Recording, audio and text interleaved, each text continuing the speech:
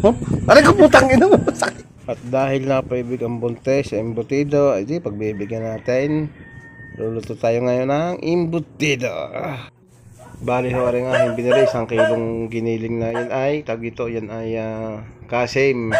1 kilot pinagiling ko na.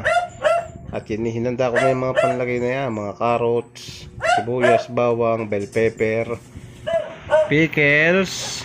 Katapos ng pickles ay aring oyster sauce. Bali yan yung isang buong paketing yan, nilagay ko na yan. Betchin, paminta.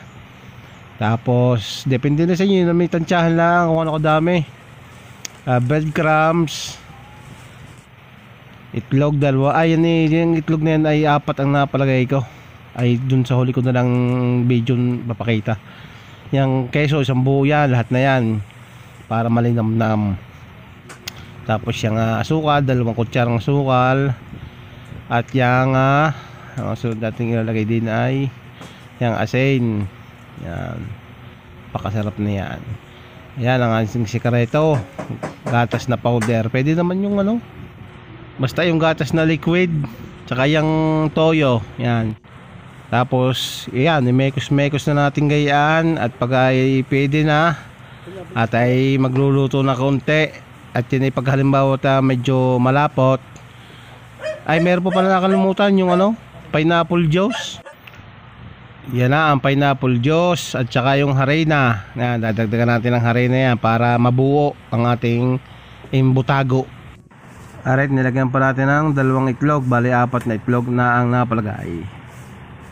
At pagka okay na, tayo ay magluluto lang na konti at ating titikman kung ano pang kulang at di ating dadagdagan.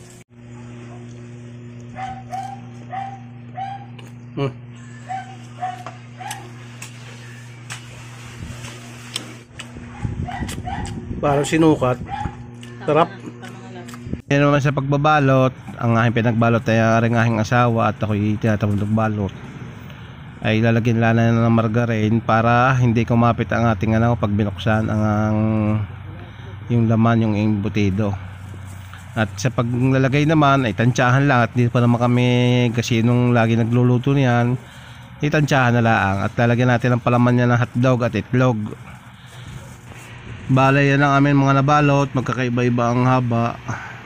At kami kinulang ng foil, di dahon ng saging, butit may dahon ng saging din sa likod.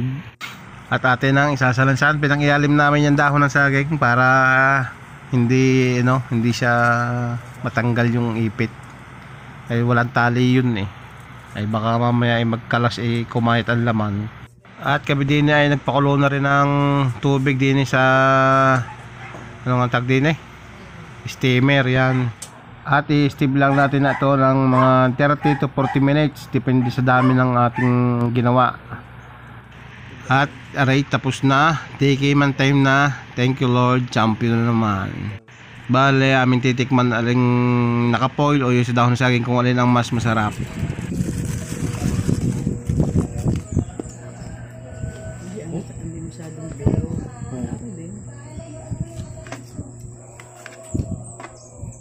Subukan ka. Tingnan mo muna. Hop. Aray ko putang ina mo. Sakit. Sakit. Ito. Titikman ko din na rin. Diyan ako din. Titikman ko rin. Aray yung nasa boy.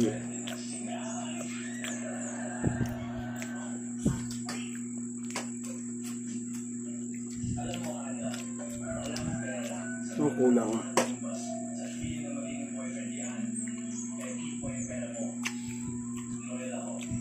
Mas malasa rin sa dahon. Ako na. Mas malasa. Hindi sarap. Mas malasa parang kulang na something asin buo pang keso Keso hindi itlog pala yun. Lasa. Hindi, tingnan nyo nga. Kain ko ulit. Namay ko na. Ang lasa? Delicious. Masyadong maalat. Ang tama lang.